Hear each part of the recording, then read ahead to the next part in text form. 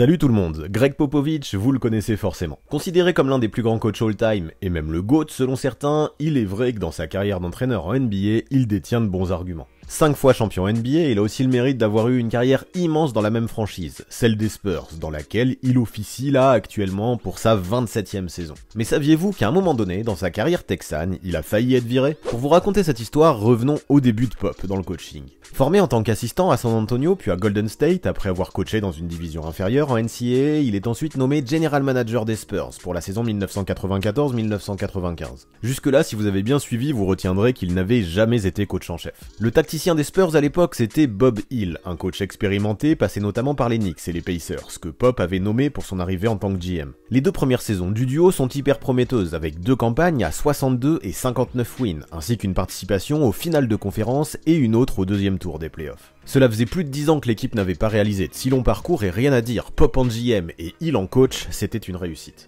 Mais là nous arrivons à la saison 1996-1997 et rien ne fonctionne. Nous sommes début décembre et les Spurs présentent un bilan catastrophique de seulement 3 victoires pour 15 défaites. La blessure au pied de David Robinson qui ne lui a pas permis de jouer plus de 6 matchs sur la saison n'aide en rien et l'arrivée d'un Dominique Wilkins vieillissant de 37 ans n'est pas suffisante. À San Antonio, les défaites s'enchaînent et les fans font la tronche. C'est ainsi, après une déconvenue face aux Warriors et peu de temps avant un déplacement à Phoenix, que Pop rentre dans le bus et annonce la nouvelle aux joueurs. Il vient de virer Bob Hill. Les membres de l'effectif, et notamment Wilkins, sont incrédules, choqués, estimant que c'était injuste, et affirmant que les mauvais résultats sont dus aux blessures, pas au coaching de Bob Hill. Il faut dire qu'en plus de David Robinson, Chuck Person, Charles Smith et Will Perdue, 3 joueurs très importants, eux aussi avaient également dû manquer des matchs, et effectivement ça n'aide pas. Cependant, ce qui avait réellement choqué les joueurs, c'est que cette décision fut brutale. Bob Hill gérait très bien son vestiaire malgré la frustration de l'enchaînement des défaites, et la communication était loin d'être rompue. Beaucoup de joueurs, comme Avery Johnson, Vinny Del Negro ou Dominique Wilkins, se sentaient très proche du tacticien, et cette annonce sonna comme un coup de massue. On était tous surpris, tout le monde pensait qu'il plaisantait. Mais il s'est assis dans le bus, et Bob Hill n'est jamais arrivé. Il a ensuite demandé au chauffeur de bus de démarrer, et là j'ai compris qu'il était sérieux. C'est là que tout a commencé. Et oui, dur, mais c'est aussi ça être un général manager. Il faut parfois prendre des décisions qui font polémique et qui du coup en deviennent controversées. Visiblement, il ne s'y attendait pas non plus, vu que quelques jours avant, il avait dîné avec Wilkins pour lui expliquer quel serait son nouveau rôle avec le retour de David Robinson, prévu dans les prochains jours. Vraiment, personne dans l'organisation ou dans la ligue n'avait pu anticiper ce move, d'autant plus que Pop avait interdit à son tacticien d'aller discuter d'un job avec d'autres franchises l'été précédent. Réellement, ce fut une surprise, mais dans le paquet, une autre suivit rapidement, le nom du nouveau coach qui prendrait la suite de Bob Hill, Greg Popovich lui-même. Si des rumeurs annonçaient que Don Nelson, qui avait été le mentor de Pop à Golden State, pourrait être le prochain candidat, il n'en fut rien. Le GM voulait prendre les rênes de l'équipe comme il l'entendait. Will Perdue a quand même avoué que sa femme, elle, l'avait senti venir. Au vu de l'importance que Pop prenait dans le coaching des joueurs et des discours qu'on pouvait l'entendre tenir depuis le banc, il ne pourrait pas se satisfaire bien longtemps du rôle de general manager. Assembler les pièces entre elles, c'était bien, mais si derrière on ne pouvait pas les utiliser comme on l'avait prévu, ça en devenait frustrant. Voilà pourquoi Popovich n'a pas forcément réfléchi au timing. Il a juste fait immédiatement ce qui lui semblait le mieux pour lui, mais surtout pour l'équipe. Quand vous décidez quelque chose, même si c'est quelque chose de très difficile, et que vous pensez que c'est la meilleure chose à faire, je suis persuadé que le mieux, c'est de le faire directement. Je réalise totalement que le timing de cette décision pourrait paraître très mauvais, avec notamment l'annonce du retour de David Robinson, mais ce n'est qu'une coïncidence. À ce moment-là, je pensais que des changements étaient nécessaires.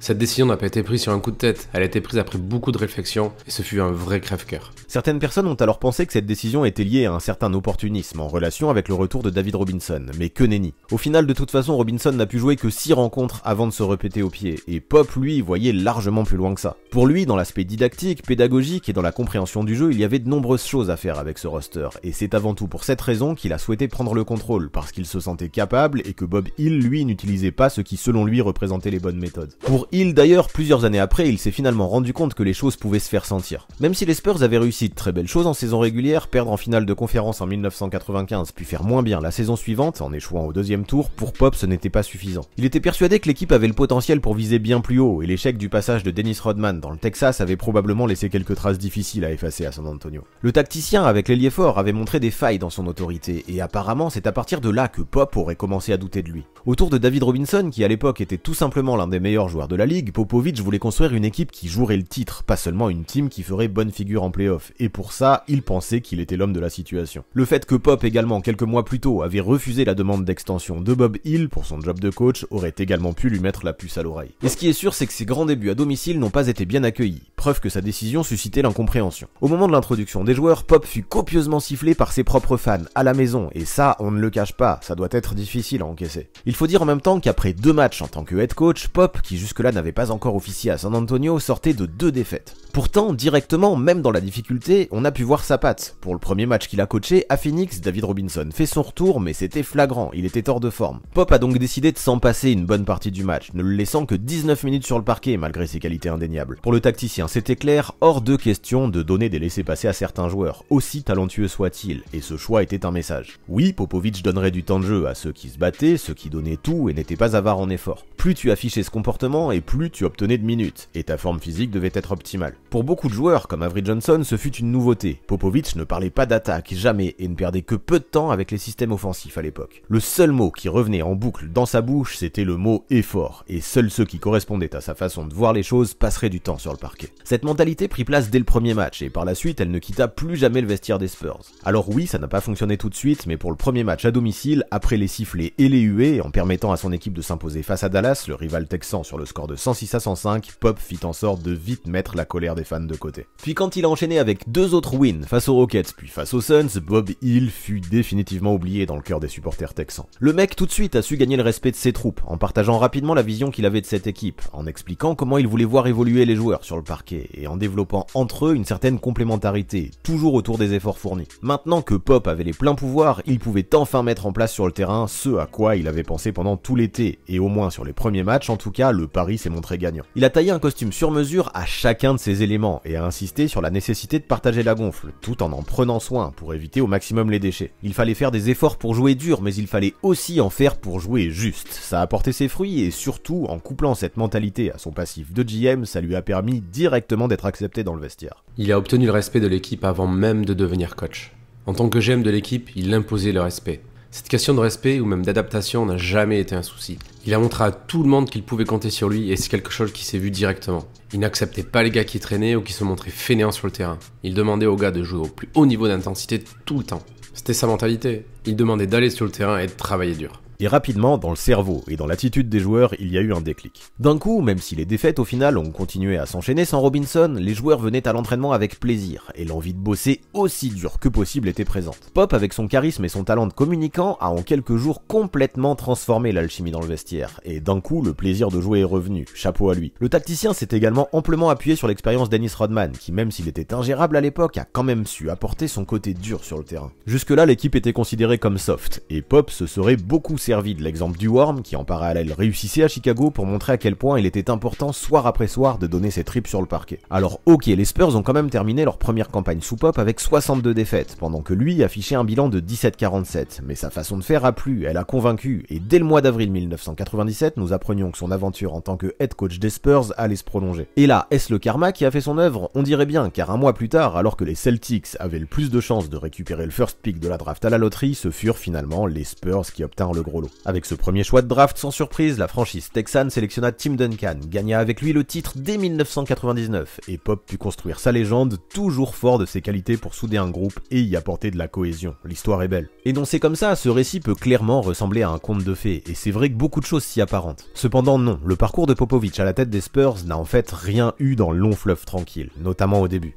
En 1999, on le sait, on l'a dit, suite au lockout, les Spurs menés par leurs tours jumelles David Robinson et Tim Duncan sont allés remporter le premier titre de leur histoire. Pourtant, dans cette situation sociale compliquée et après la grève des joueurs, tout n'a pas commencé sur les meilleures bases possibles. Alors qu'il entamait sa 3e saison en tant que coach en chef et que, comme on l'a expliqué, il avait pu globalement changer la mentalité de ses Spurs qui en 1998 perdaient à nouveau au 2e tour après une saison à 53 wins, certaines controverses commencèrent à faire surface. Au 1er mars, le bilan de l'équipe texane était décevant, 6 victoires pour 8 défaites, et dans cette situation difficile sportivement, la façon dont il s'était imposé à la tête de la franchise refaisait surface dans le discours des fans, comme s'il avait volé le job de Bob Hill pour au final ne pas faire mieux avec un effectif plus talentueux. Le tacticien le sentait bien, et juste avant la rencontre face à Houston, il avait convoqué chez lui Avery Johnson et David Robinson, les deux leaders vocaux de l'équipe. Devant un bucket de poulet frit, il leur expliqua qu'en cas de défaite face à Houston, lors de la prochaine rencontre, il s'agirait peut-être de son dernier match en tant que head coach des Spurs. Doc Rivers, qui à l'époque était commentateur à la télé nationale, était apparemment déjà sur le coup, et un changement de tacticien semblait dans les cartons des dirigeants de San Antonio. Il avait au moins, en tout cas, déjà été envisagé.